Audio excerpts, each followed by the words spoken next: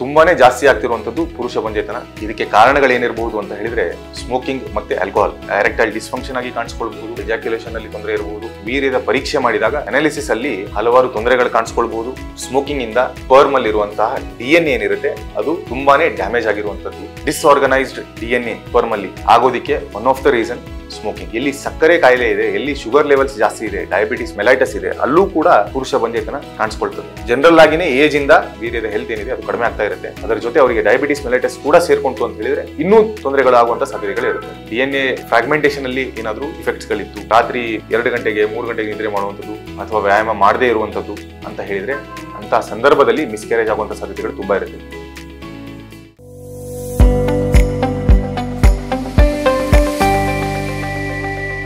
ಎಲ್ರಿಗೂ ನಮಸ್ಕಾರ.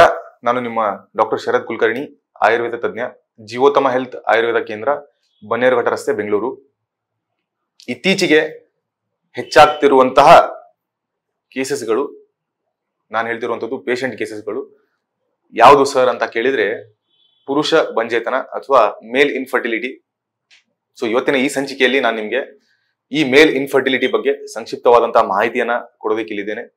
ಅದರಲ್ಲೂ ಕೂಡ ಮುಖ್ಯವಾಗಿ ಯಾಕೆ ಪುರುಷ ಬಂಜೇತನ ಹೆಚ್ಚುತ್ತಾ ಇದೆ ಅಥವಾ ಹೆಚ್ಚಾಗ್ತಾ ಇದೆ, ಅದೇ ರೀತಿ ಆ ಪುರುಷ ಬಂಜೇತನಕ್ಕೆ ಕಾರಣಗಳೇನು ಇರಬಹುದು, ಹೆಚ್ಚಾಗಿರುವಂತಹ ಒಂದು ಪುರುಷ ಬಂಜೇತನಕ್ಕೆ ಕಾರಣಗಳೇನಿರಬಹುದು, ಹೇಗೆ ನಾವು ಇದನ್ನ ಡಯಾಗ್ನೋಸ್ ಮಾಡಬಹುದು, ಮತ್ತೆ ಇದರಿಂದ ಆಗ್ತಿರುವಂತಹ ತೊಂದರೆಗಳೇನು ಮನುಷ್ಯನ ಒಂದು ಅಥವಾ ಪುರುಷರ ಒಂದು ಜೀವನದಲ್ಲಿ, ಅವರ ಶಾರೀರಿಕ ಜೀವನ, ಅವರ ಮಾನಸಿಕ ಜೀವನದಲ್ಲಿ ಯಾವ ರೀತಿಯಾದಂತಹ ತೊಂದರೆಗಳಾಗ್ತಾ ಇದೆ, ಮತ್ತು ಕನ್ಸೀವ್ ಅಥವಾ ಪ್ರೆಗ್ನೆನ್ಸಿಗೆ ಟ್ರೈ ಮಾಡ್ತಿರುವಂತವ್ರಿಗೆ ಅದು ಕನ್ಸೆಪ್ಷನ್ ಆಗದೇನೆ ಏನೆಲ್ಲ ತೊಂದರೆಗಳಾಗ್ತಾ ಇದೆ.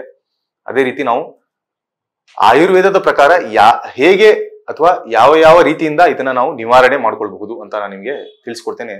ಮೊದಲಿಗೆ ಪುರುಷ ಬಂಜೇತನ ಅಥವಾ ಮೇಲ್ ಇನ್ಫರ್ಟಿಲಿಟಿ ಅಂದರೆ ಏನು ಅಂತ ಹೇಳಿದ್ರೆ ಇಲ್ಲಿ ಹಲವಾರು ಟರ್ಮ್ಸ್ಗಳು ಬರುತ್ತೆ. ಸೊ ಪುರುಷ ಬಂಜೇತನ ಅಂತ ಹೇಳೋದು, ನಾನು ಸ್ಪೆಸಿಫಿಕ್ ಆಗಿ ಇವಾಗ ಪ್ರೆಗ್ನೆನ್ಸಿ ರಿಲೇಟೆಡ್ ಹೇಳಿಕ್ ಹೋದ್ರೆ 1 ವರ್ಷದ ಮ್ಯಾರಿಡ್ ಲೈಫ್ ಅಲ್ಲಿ ಅವರು ಲೈಂಗಿಕವಾಗಿ ಸಕ್ರಿಯರಾಗಿದ್ರೂ ಕೂಡ ಕನ್ಸೀವ್ ಆಗಿಲ್ಲ ಅಥವಾ ಮಕ್ಕಳಾಗಿಲ್ಲ ಅಂತ ಹೇಳಿದ್ರೆ ಅವಾಗ ನಾವು ಅದಕ್ಕೆ ಬಂಜೇತನ ಅಂತ ಹೇಳ್ತೇವೆ. ಅದರಲ್ಲೂ ತುಂಬಾ ಮುಂಚೆಯಿಂದ ನೋಡ್ತಾ ಬಂದಿದ್ದೇವೆ, ಎಲ್ಲ ಹೆಣ್ಣು ಮಕ್ಕಳಿಗೇನೆ ಟೆಸ್ಟಿಂಗ್ ಆಗ್ತಾ ಇರುತ್ತೆ, ಹೆಣ್ಣು ಮಕ್ಕಳಿಗೇನೆ ತೊಂದರೆ ಇರ್ಬೋದು ಅಂತ ಹೇಳ್ತಾ ಇರ್ತಾರೆ. ಆದ್ರೆ ಇತ್ತೀಚೆಗೆ ತುಂಬಾನೇ ಜಾಸ್ತಿ ಆಗ್ತಿರುವಂತದ್ದು ಪುರುಷ ಬಂಜೇತನ. ಇದಕ್ಕೆ ಕಾರಣಗಳೇನಿರಬಹುದು ಅಂತ ಹೇಳಿದ್ರೆ ಮುಖ್ಯವಾಗಿ ಸ್ಮೋಕಿಂಗ್ ಮತ್ತೆ ಆಲ್ಕೋಹಾಲ್, ಮದ್ಯಪಾನ ಮತ್ತೆ ಧೂಮ್ರಪಾನ ಮುಖ್ಯವಾದಂಥ ಕಾರಣಗಳು. ಅದಲ್ಲದೇನೆ ಮಾನಸಿಕ ಒತ್ತಡ, ಶಾರೀರಿಕ ಒತ್ತಡ, ಜೆನೆಟಿಕ್ ತೊಂದರೆಗಳಿರಬಹುದು. ಮುಂಚೆಯಿಂದಾನೇ ಅವ್ರಿಗೆ ತೊಂದರೆ ಇದೆ, ಅದನ್ನ ಅವ್ರು ಕಂಟಿನ್ಯೂ ಮಾಡ್ಕೊಂಡು ಹೋಗ್ತಾ ಇದ್ದಾರೆ, ಈ ರೀತಿ ಕೂಡ ಇರಬಹುದು. ಆಹಾರ ಪದ್ಧತಿಯಲ್ಲಿ ವ್ಯತ್ಯಾಸ, ಏರುಪೇರು, ನಿದ್ರೆಯಲ್ಲಿ ಅಥವಾ ನಿದ್ರೆಯ ಒಂದು ಡಿಸಿಪ್ಲಿನ್ ಅಲ್ಲಿ ವ್ಯತ್ಯಾಸ, ಇನ್ಡಿಸಿಪ್ಲಿನ್ ಇನ್ ದ ಸ್ಲೀಪ್ ಅಂತ ಹೇಳ್ತೇವೆ. ಅದೇ ರೀತಿ ವ್ಯಾಯಾಮದಲ್ಲಿ ವ್ಯತ್ಯಾಸ. ಎಲ್ಲ ಕಾರಣಗಳಿಂದ ಪುರುಷರಲ್ಲಿ ಬಂಜೇತನ ಹೆಚ್ಚುತ್ತಾ ಇದೆ. ಏನ್ ಲಕ್ಷಣ ಕಾಣಿಸ್ಕೊಳ್ಬಹುದು ಅಂತ ಹೇಳಿದ್ರೆ ನಾನು ಅವಾಗಲೇ ಹೇಳಿದೆ ನಿಮ್ಗೆ, 1 ವರ್ಷದ ಸಾಂಸಾರಿಕ ಜೀವನದಲ್ಲೂ ಅದು ಕೂಡ ಲೈಂಗಿಕವಾಗಿ ಸಕ್ರಿಯವಾಗಿದ್ದರೂ ಕೂಡ ಮಕ್ಕಳಾಗಿಲ್ಲ ಅಂತ ಹೇಳಿದ್ರೆ ಅದು ಮೊದಲನೇ ಒಂದು ಲಕ್ಷಣ. ಅದಲ್ಲದೇನೆ ಬೇರೆ ಬೇರೆ ರೀತಿಯಲ್ಲಿ ಇದು ಕಾಣಿಸ್ಕೊಳ್ಬಹುದು. ಅದು ಎರೆಕ್ಟೈಲ್ ಡಿಸ್ಫಂಕ್ಷನ್ ಆಗಿ ಕಾಣಿಸ್ಕೊಳ್ಬಹುದು, ಅಥವಾ ಎಜಾಕ್ಯುಲೇಷನ್ ಅಲ್ಲಿ ತೊಂದರೆ ಇರಬಹುದು, ಅಥವಾ ಅವರಿಗೆ ಸಿಮೆನ್ ಅನಾಲಿಸಿಸ್ ಡಯಾಗ್ನೋಸಿಸ್ ಪಾರ್ಟಿಗೆ ಬಂದಾಗ ನಾವು ವೀರ್ಯದ ಪರೀಕ್ಷೆ ಮಾಡಿದಾಗ ಸಿಮೆನ್ ಅನಾಲಿಸಿಸ್ ಅಲ್ಲಿ ಹಲವಾರು ತೊಂದರೆಗಳು ಕಾಣಿಸ್ಕೊಳ್ಬಹುದು. ಅಲ್ಲಿ ಸ್ಪರ್ಮಿನ ಕೌಂಟ್ ಕಡಿಮೆ ಇರಬಹುದು, ಅಥವಾ ಮೊಟಿಲಿಟಿ ಕಡಿಮೆ ಇರಬಹುದು, ಅಥವಾ ಮಾರ್ಫಾಲಜಿ ಕಡಿಮೆ ಇರಬಹುದು. ಸೊ ಇದೆಲ್ಲ ಕೂಡ ನಾವು ನೋಡ್ಬೇಕು. ಇನ್ನು ತುಂಬಾ ಜನ ಕೇಳ್ತಾ ಇರ್ತಾರೆ, ಇಲ್ಲ ಸರ್ ಹಲವಾರು ಜನ ಸ್ಮೋಕಿಂಗ್ ಮಾಡ್ತಾ ಇರ್ತಾರೆ, ಏನು ತೊಂದರೆ ಆಗಿರಲ್ಲ ಅವರಿಗೆ ಅಂತ. ಸಿಮೆನ್ ಅನಾಲಿಸಿಸ್ ಅಲ್ಲೂ ಕೂಡ ಅವ್ರಿಗೆ ಏನು ತೊಂದರೆ ಆಗಿರಲ್ಲ ಅಂತ ಹಲವಾರು ಜನ ಕೇಳ್ತಾ ಇರ್ತಾರೆ. ಸಿಮೆನ್ ಅನಾಲಿಸಿಸ್ ಅಲ್ಲಿ ಅದು ಸರಿ ಇರಬಹುದು, ಆದ್ರೆ DNA ಲೆವೆಲ್ಗೆ ನಾವು ಹೋದ್ರೆ ಸ್ಮೋಕಿಂಗ್ ಇಂದ ಸ್ಪರ್ಮ್ ಅಲ್ಲಿ ಇರುವಂತಹ DNA ಏನಿರುತ್ತೆ ಅದು ತುಂಬಾನೇ ಡ್ಯಾಮೇಜ್ ಆಗಿರುವಂತದ್ದು ಹಲವಾರು ರಿಸರ್ಚ್ ಗಳಲ್ಲಿ ಕಾಣಿಸಿಕೊಂಡಿದೆ. ಡಿಸ್ಆರ್ಗನೈಸ್ಡ್ DNA ಸ್ಪರ್ಮ್ ಅಲ್ಲಿ ಆಗೋದಿಕ್ಕೆ one of the reason smoking. ಅದೇ ರೀತಿ ಆಲ್ಕೋಹಾಲ್, ಬಿಕಾಸ್ ಇದರಿಂದ ಬ್ಲಡ್ ಸಪ್ಲೈ ಕೂಡ ತೊಂದರೆ ಆಗುತ್ತೆ ಟೆಸ್ಟಿಕಲ್ಸ್ಗೆ, ಇದರಿಂದ ಬೊಜ್ಜು ಕೂಡ ಜಾಸ್ತಿ ಆಗುವಂತ ಸಾಧ್ಯತೆಗಳಿರುತ್ತೆ. ಇದೆಲ್ಲದರಿಂದ ಸ್ಪರ್ಮಿನ ಹೆಲ್ತ್ ಏನಿದೆ ಅದು ಕ್ರಮೇಣವಾಗಿ ಡ್ಯಾಮೇಜ್ ಆಗ್ತಾ ಹೋಗುತ್ತೆ ಅಥವಾ ಕಡಿಮೆ ಆಗ್ತಾ ಹೋಗುತ್ತೆ. ಸೊ ಇದು ಒಂದು ನೋಟ್ ಮಾಡಬೇಕಾಗಿರುವಂತಹ ಒಂದು ಅಂಶ. ಇನ್ನು ಇದಲ್ದೇನೆ ಏನೆಲ್ಲ ಟೆಸ್ಟ್ ಗಳನ್ನ ಮಾಡಬಹುದು ಸರ್ ಅಂತ ಹೇಳಿದ್ರೆ, ಹಾರ್ಮೋನ್ ಟೆಸ್ಟ್ ಗಳನ್ನ ನಾವು ಮಾಡ್ತೇವೆ ಯೂಶಲಿ. ಈ ಪುರುಷ ಬಂಜೆತನ ನಾವು ಪತ್ತೆ ಹಚ್ಚೋದಕ್ಕೆ ಅದು ಟೆಸ್ಟೋಸ್ಟೆರೋನ್ ಲೆವೆಲ್ಸ್ ಇರ್ಬೋದು, FSH ಲೆವೆಲ್ಸ್ ಇರ್ಬೋದು, LH ಲೆವೆಲ್ಸ್ ಇರ್ಬೋದು, ಆ ರೀತಿ ನಾವು ಟೆಸ್ಟಿಂಗ್ ಗಳನ್ನ ಮಾಡ್ತಾ ಇರ್ತೇವೆ. ಮತ್ತೊಂದು ಮುಖ್ಯವಾದಂತಹ ಸಂಗತಿ ಏನಪ್ಪಾ ಅಂತ ಹೇಳಿದ್ರೆ, ಎಲ್ಲಿ ಸಕ್ಕರೆ ಕಾಯಿಲೆ ಇದೆ, ಎಲ್ಲಿ ಶುಗರ್ ಲೆವೆಲ್ಸ್ ಜಾಸ್ತಿ ಇದೆ, ಡಯಾಬಿಟಿಸ್ ಮೆಲೈಟಸ್ ಇದೆ, ಅಲ್ಲೂ ಕೂಡ ಪುರುಷ ಬಂಜೆತನ ಕಾಣಿಸ್ಕೊಳ್ತದೆ ಖಂಡಿತವಾಗ್ಲೂ. ಯಾಕೆ ಈ ರೀತಿ ತೊಂದರೆ ಆಗ್ತಾ ಇದೆ ಅಂತ ಹೇಳಿದ್ರೆ, ತುಂಬಾ ಜನ ಡಿಲೇ ಮಾಡ್ತಾ ಇರ್ತಾರೆ. 30 ಅಥವಾ 35ನೇ ವರ್ಷಕ್ಕೆ ಮದುವೆ ಆದ ಮೇಲೆ, ಇಲ್ಲ ಸರ್ ನಾವು ಫ್ಯಾಮಿಲಿ ಪ್ಲಾನಿಂಗ್ ಮಾಡಬೇಕು, ಬಟ್ 4 ವರ್ಷ ಆದ್ಮೇಲೆ ಮಾಡ್ತೇವೆ, 39 ಆಗಿರ್ತಾರೆ, 40 ಆಗಿರ್ತಾರೆ. ಆ ಟೈಮಲ್ಲಿ ಅವರಿಗೆ ಆಲ್ರೆಡಿ ಏಜ್, ಜನರಲ್ ಆಗಿನೇ ಏಜ್ ಇಂದ ಸ್ಪರ್ಮಿನ ಹೆಲ್ತ್ ಏನಿದೆ, ವೀರ್ಯದ ಹೆಲ್ತ್ ಏನಿದೆ, ಅದು ಕಡಿಮೆ ಆಗ್ತಾ ಇರುತ್ತೆ. ಅದರ ಜೊತೆ ಅವರಿಗೆ ಡಯಾಬಿಟಿಸ್ ಮೆಲೈಟಸ್ ಕೂಡ ಸೇರ್ಕೊಂತು ಅಂತ ಹೇಳಿದ್ರೆ ಇನ್ನೂ ತೊಂದರೆಗಳಾಗುವಂತ ಸಾಧ್ಯತೆಗಳು ಇರುತ್ತೆ. ಇನ್ನು ಹೇಗೆ ಸರ್ ಇದನ್ನ ನಾವು ನಿವಾರಣೆ ಮಾಡಬಹುದು, ಯಾಕೆ ನಿವಾರಣೆ ಮಾಡಬೇಕು ಅಂತ ಪ್ರಶ್ನೆಗಳು ಬಂದ್ರೆ, ಅಲ್ಲಿ ಮುಖ್ಯವಾದಂತಹ ಕೆಲವೊಂದು ಅಂಶಗಳು ಇತ್ತೀಚೆಗೆ ಏನಾಗ್ತಾ ಇದೆ ಅಂತ ಹೇಳಿದ್ರೆ, ರಿಕರೆಂಟ್ ಕ್ಯಾರೇಜಸ್ ಆಗ್ತಾ ಇದೆ. ಆ ರಿಕರೆಂಟ್ ಕ್ಯಾರೇಜ್ ಅಲ್ಲಿ ಫಿಮೇಲ್ ಪಾರ್ಟ್ನರ್ ಏನಿರ್ತಾರೆ, ಅವರ ಕಂಪ್ಲೀಟ್ ಇವ್ಯಾಲ್ಯೂಷನ್ ಮಾಡಿದ ಮೇಲೂ ಕೂಡ ಅವರು ನಾರ್ಮಲ್ ಆಗಿದ್ದು ಅವಾಗ್ಲೂ ಕೂಡ ಕ್ಯಾರೇಜಸ್ ಗಳು ಆಗ್ತಾ ಇದೆ ಅಂತ ಹೇಳಿದ್ರೆ, ಅವಾಗ ನಾವು ಪುರುಷ ಬಂಜೆತನದ ಬಗ್ಗೆ ಯೋಚನೆ ಮಾಡಬೇಕಾಗುತ್ತೆ.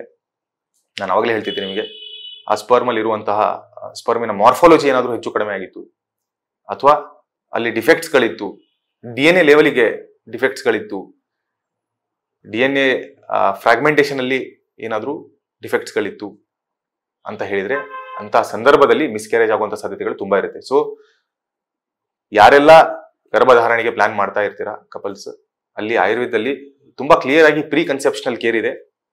ಏನಪ್ಪಾ ಅಂತ ಹೇಳಿದ್ರೆ, ಗರ್ಭಧಾರಣೆಗಿಂತ ಪ್ಲಾನ್ ಮಾಡೋಕ್ಕಿಂತ 3 ತಿಂಗಳು ಮುಂಚೆಯಿಂದಾನೇ ಹಲವಾರು ಚಿಕಿತ್ಸೆಗಳು, ಅದರಲ್ಲೂ ಕೂಡ ಪಂಚಶೋಧನ ಕರ್ಮ ಅಥವಾ ಪಂಚಕರ್ಮ ಅಂತ ಏನ್ ಫೇಮಸ್ ಆಗಿ ಮಾತಾಡ್ತೀರಾ, ಆ ಚಿಕಿತ್ಸೆಗಳು ಅಥವಾ ಹಲವಾರು ಗಿಡಮೂಲಿಕೆಯಿಂದ ಮಾಡಿರುವಂತಹ ಸಪ್ಲಿಮೆಂಟ್ಸ್ಗಳು ಅಥವಾ ಔಷಧಿಗಳನ್ನ ಅವರು ಸೇವನೆ ಮಾಡುವಂಥದ್ದು, ಅಥವಾ ಫಸ್ಟ್ ಇವ್ಯಾಲ್ಯೂಯೇಷನ್ ಮಾಡಿಬಿಟ್ಟು ಈ ರೀತಿ ಸೇವನೆ ಮಾಡುವಂಥದ್ದು, ಇದನ್ನೆಲ್ಲ ಮಾಡ್ತಾ ಇದ್ರು ಅಥವಾ ಮಾಡ್ತಾ ಆಮೇಲೆ ಅವರು ಪ್ಲಾನಿಂಗ್ ಮಾಡಿದ್ರು ಅಂತ ಹೇಳಿದ್ರೆ, ಅಲ್ಲಿ ಅವರ ಹೆಲ್ತ್ ಕೂಡ ಇಂಪ್ರೂವ್ಮೆಂಟ್ ಆಗುತ್ತೆ. ಅದೇ ರೀತಿ ಆ ಬೇಬಿ ಹೆಲ್ತ್ ಕೂಡ ತುಂಬಾ ಚೆನ್ನಾಗಿರುತ್ತೆ. ಸೊ ಇದು ಆಯುರ್ವೇದದಲ್ಲಿ ಹೇಳಿರುವಂತಹ ಒಂದು ಮುಖ್ಯವಾದಂತಹ ಅಂಶ. ಯಾಕೆಂದ್ರೆ ಆ ಬೇಬಿ ಹೆಲ್ದಿ ಇಲ್ಲ ಅಂತ ಹೇಳಿದ್ರೆ, ಅದು ಗರ್ಭದಲ್ಲೂ ಇರಬಹುದು, ಆಚೆ ಬಂದ ಮೇಲೂ ಇರಬಹುದು.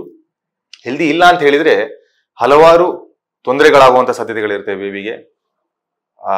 ಇವಾಗ ನಾವು ನೋಡ್ತಾ ಇದ್ದೇವೆ, ಅದು ಅವರ ಫಿಸಿಕಲ್ ಒಂದು ತೊಂದರೆಗಳಿರ್ಬೋದು ಮಕ್ಕಳಲ್ಲಿ, ಅವರ ಮೆಂಟಲ್ ತೊಂದರೆಗಳಿರ್ಬೋದು, ಅವರ ಸ್ಪಿರಿಚುವಲ್ ತೊಂದರೆಗಳಿರ್ಬೋದು, ಅಥವಾ ಅವರ ಇಮೋಷನಲ್ ತೊಂದರೆಗಳಿರ್ಬೋದು, ಹೊಸದಾಗಿ ಬಂದಿರುವಂಥದ್ದು ಅವರ ಡಿಜಿಟಲ್ ತೊಂದರೆಗಳಿರ್ಬೋದು. ಸೊ ಇದೆಲ್ಲದನ್ನೂ ಕೂಡ ನಾವು ಟ್ಯಾಕಲ್ ಮಾಡಬೇಕು ಅಥವಾ ನಿವಾರಣೆ ಮಾಡಬೇಕು ಅಂತ ಹೇಳಿದ್ರೆ, ಏನು ಪ್ರೀ ಕನ್ಸೆಪ್ಷನಲ್ ಕೇರ್ ಇದೆ ಆಯುರ್ವೇದದಲ್ಲಿ, ಅದನ್ನ ಫಾಲೋ ಮಾಡೋದು ತುಂಬಾ ಉತ್ತಮ. ಎಸ್ಪೆಷಲಿ ಇವತ್ತಿನ ಒಂದು ಈ ಸಂಚಿಕೆಯಲ್ಲಿ ನಾನು ಮಾತಾಡಿರುವಂಥದ್ದು ಪುರುಷ ಬಂಜೆತನದ ಬಗ್ಗೆ. ಯಾಕೆಂದ್ರೆ ತುಂಬಾನೇ ಜಾಸ್ತಿ ಕೇಸಸ್ಗಳು ಬರ್ತಾ ಇದೆ. ಸೊ ಅದರಲ್ಲಿ ಎಸ್ಪೆಷಲಿ ಇನ್ವೆಸ್ಟಿಗೇಷನ್ ನಾವು ಮಾಡಿದಾಗ ಸೀಮೆನ್ ಅನಾಲಿಸಿಸ್ ಇರಬಹುದು, ಅಥವಾ ಬ್ಲಡ್ ಟೆಸ್ಟ್ಗಳಿರಬಹುದು, ಅಥವಾ ಸ್ಕ್ರೋಟಲ್ ಸ್ಕ್ಯಾನ್ ಇರಬಹುದು. ಸೊ ಎಲ್ಲದರಲ್ಲೂ ಕೂಡ ತೊಂದರೆಗಳು ಕಾಣಿಸ್ಕೊಳ್ತಾ ಇದೆ. ಇದನ್ನ ನಾವು ನಿವಾರಣೆ ಮಾಡದೇ ಇದ್ರೆ ಮುಂದೆ ಹುಟ್ಟುವಂತಹ ಬೇಬಿಗೆ, ಅಥವಾ ಬೇಬಿನೇ ಹುಟ್ಟಲಿಕ್ಕಿಲ್ಲ, ಹುಟ್ಟಿದ್ರೂ ಕೂಡ ಅದರಲ್ಲೂ ಕೂಡ ತೊಂದರೆಗಳು ಕಾಣಿಸ್ಕೊಳ್ಬಹುದು. ಆಹಾರದಲ್ಲಿ ಡಿಸಿಪ್ಲಿನ್ ತುಂಬಾ ಇಂಪಾರ್ಟೆಂಟು. ಅದೇ ರೀತಿ ನಿದ್ರೆಯಲ್ಲಿ ಡಿಸಿಪ್ಲಿನ್ ತುಂಬಾ ಇಂಪಾರ್ಟೆಂಟು. ರಾತ್ರಿ 2 ಗಂಟೆಗೆ 3 ಗಂಟೆಗೆ ನಿದ್ರೆ ಮಾಡುವಂಥದ್ದು, ಅಥವಾ ವ್ಯಾಯಾಮ ಮಾಡದೇ ಇರುವಂಥದ್ದು, ಇದೆಲ್ಲ ಕಾರಣಗಳಿಂದಲೂ ಕೂಡ ವೀರ್ಯದ ಗುಣಮಟ್ಟ ಏನಿದೆ ಅದು ಕಡಿಮೆ ಆಗುವಂತ ಸಾಧ್ಯತೆಗಳಿರುತ್ತೆ. ಸೊ ಇದನ್ನ ನಾವು ಸರಿ ಮಾಡಿನೇ ಮುಂದೆ ಕನ್ಸೆಪ್ಷನ್ಗೆ ಪ್ಲಾನ್ ಮಾಡೋದಾಗ್ಲಿ, ಅಥವಾ ಜನರಲ್ ಆಗೂ ಕೂಡ ಒಂದು ಪುರುಷರ ಕಾನ್ಫಿಡೆನ್ಸ್ ಚೆನ್ನಾಗಿರ್ಬೇಕು ಅಂತ ಹೇಳಿದ್ರೆ, ಅವರ ವೀರ್ಯದ ಗುಣಮಟ್ಟ ಏನಿದೆ ಅದು ಚೆನ್ನಾಗಿರ್ಲೇಬೇಕು. ಸೊ ಚೆನ್ನಾಗಿತ್ತು ಅಂತ ಹೇಳಿದ್ರೆ ಅವರ ಕಾನ್ಫಿಡೆನ್ಸ್ ಚೆನ್ನಾಗಿರುತ್ತೆ ಅಂತ ಹೇಳ್ತಾ ಇವತ್ತಿನ ಈ ಸಂಚಿಕೆ ಮುಗಿಸ್ತಾ ಇದ್ದೇನೆ.